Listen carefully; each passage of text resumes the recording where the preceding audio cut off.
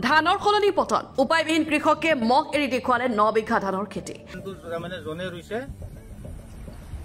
60% আপোনাৰ মানুহৰ মানে পাতন হৈছে নলবাৰীত ধানৰ বীজৰ ঠাইত 9 বিঘাৰো অধিক খেতি পথাৰত ওলাল পতন কল লগাই ভয় ভাবু কি দি মানে বহুতক মানে এনাহান এই মানে দুহাৰে মানে পাতন হৈছে মৌনকিয় নলবাৰীৰ কৃষি বিষয়া নলবাৰী জিলাৰ ডাকুডিগড় খেতিয়ক দিলীপ হালৈ আৰু বৰিগড় লম্বুধৰ বৰ্মনৰ ধানৰ খেতিত এতিয়া কেৱল পতন উল্লেখযোগ্য যে বুঢ়াদিয়াৰ বানপানীয়ে পশ্চিম নলবাৰী অঞ্চল কৃষকৰ লগতে মৎস্যজীৱীসকলক বৃহৎ ক্ষতিসাধন কৰে আৰু তাৰ বাবে আগতীয়াকৈ খেতিৰ ব্যৱস্থা কৰা হয় প্ৰায় 9 বিঘা মাটিত লম্বুধৰ বৰ্মনে খেতি কৰাৰ বাবে 837 নামৰ ইৰি ধানৰ বীজ বেলচৰ কিঙিমাৰা চকত থকা নলবাৰী কৃষি বিষয়াৰ অনুমোদন গঢ় লৈ উঠা দিব্বীজ ভাণ্ডাৰৰ পৰা ক্ৰয় কৰি অনা বীজত ধানৰ বিপৰীতে ওলাল পতন ইয়াৰ তদন্ত বিচাৰি মুখ্যমন্ত্ৰী ডক্টৰ হিমন্ত বিশ্ব শৰ্মাক আবেদন জনাব কৃষকসকলে বহুত 2 নম্বৰী বেহা চলি আছে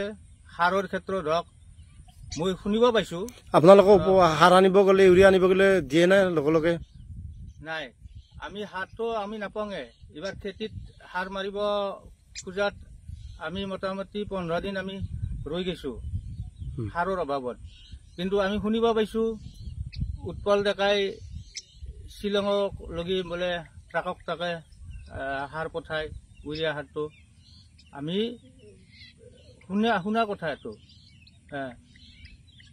এইবিলাক তাৰমানে আমাৰ খেতিয়কক তেখেতে যোগান ধৰাত ব্যৰ্থ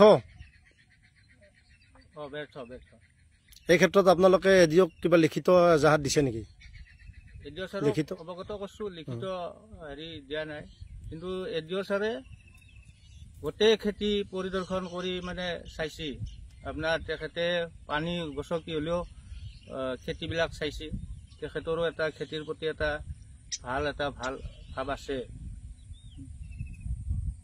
এই ক্ষেত্ৰত এতিয়া আপুনি কি ক'ব এইটোৱে মই মানে অনুৰোধ কৰো মানে মোৰ দৰে খেতিয়ক বা অন্য কাৰোবাৰ খেতিয়ক বহুত এতে টাকা পইচা খৰচ হয় প্ৰায় খেতি 1 বিঘাত 9-10 হাজাৰ টকা পৰি যায় তেলে হেতি আপোনাৰ এইখিনি যাতে চৰকাৰে এই যিখিনি পতন হৈছে যিখিনি খেতি নষ্ট হৈছে চৰকাৰে যাতে মানে এই খেতিয়কখিনিক মানে উচিত মূল্য দিয়ে এইখিনি মোৰ ক'ব লগা মোৰ নাম দিলীপ হালৈ নলবাৰী জিলাৰ ডাউৰি গাঁৱৰ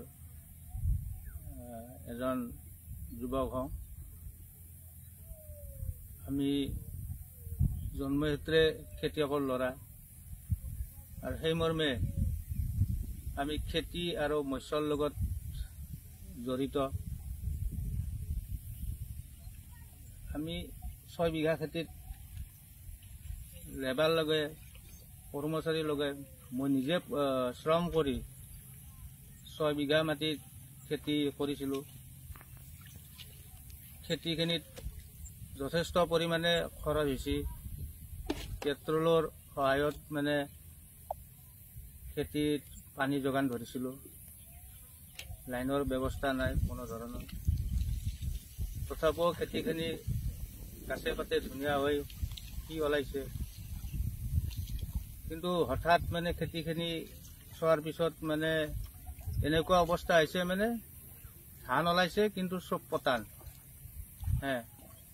ক'ৰ পৰা আনিছিলে বীজটো এই বীজটো আনিছিলোঁ আপোনাৰ শিঙিমৰা আপোনাৰ দিব্বীজ ভাণ্ডাৰ উৎপল ডেকা দোকানৰ পৰা আপুনি এই ক্ষেত্ৰত কিবা এগ্ৰিকালচাৰক কিবা অৱগত কৰাইছে নেকি এগ্ৰিকালচাৰৰ মই এডিঅ' ছাৰক ফোন কৰিছিলোঁ কিন্তু এডিঅ' ছাৰেও এই পানী ভাঙি লম্পেন কচাই খেতিখিনি চাই গৈছে তেখেতেও মানে চাই মতো বহুত জেগাত এই বেমাৰটো লগা বুলি কৈছে আৰু ময়ো মানে আপোনাৰ সুধিছিলোঁ মানে মই নিজেতো পাইছোঁ মুকালমা জয়সাগৰ বুল্লু বৰিত 9 বিঘা চৰিয়াপাৰত লক্ষপুৰত এই বিধানটো আপোনাৰ যিটো অলকানন্দ 837 এই বিধানটো মানে জনে ৰুইছে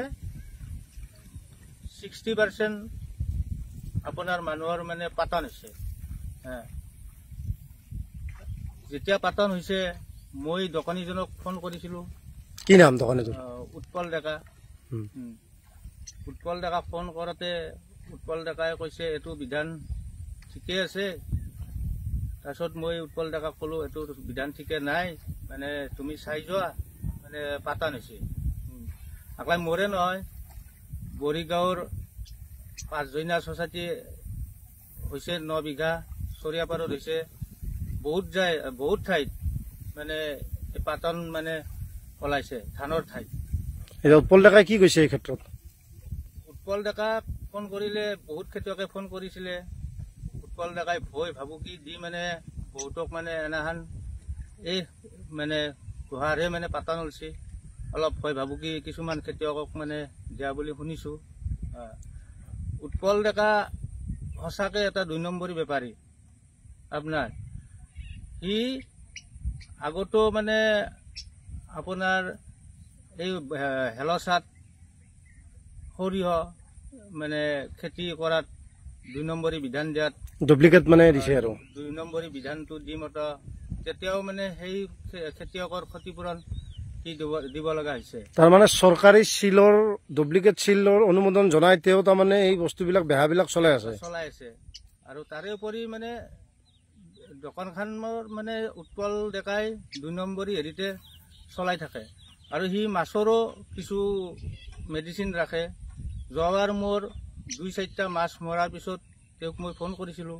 ফোন কৰাৰ পিছত তেখেতে মোক মেডিচিন দিলে, কিন্তু মেডিচিন দিয়াৰ 2 ঘণ্টাৰ পিছতে মোৰ 30 কুইণ্টেলমান মাছ মৰি গৈছে লগে লগে। আচ্ছা, সেই যিখন বীজ ভাণ্ডাৰ সেইখনৰ মালিক উৎপল ডেকা নাই নে আন কোনোবা? মই জনাত দেউতাকৰ নামত লাইচেঞ্চখন কি নাম দেউতাকৰ নাম? বিনন ডেকা বুলি শুনিছোঁ তেখেতৰ দেউতাকৰ। তাৰমানে তেখেতৰ দাদাগিৰি। আপোনাৰ যদি আপোনাৰ খেতি বেয়া হোৱা বুলিও কৈছে তেখেতৰ মানে দাদা। পশ্চিম নলবাৰীৰ পৰা ধনজিত দাসৰ ৰিপৰ্ট, N24 আছাম।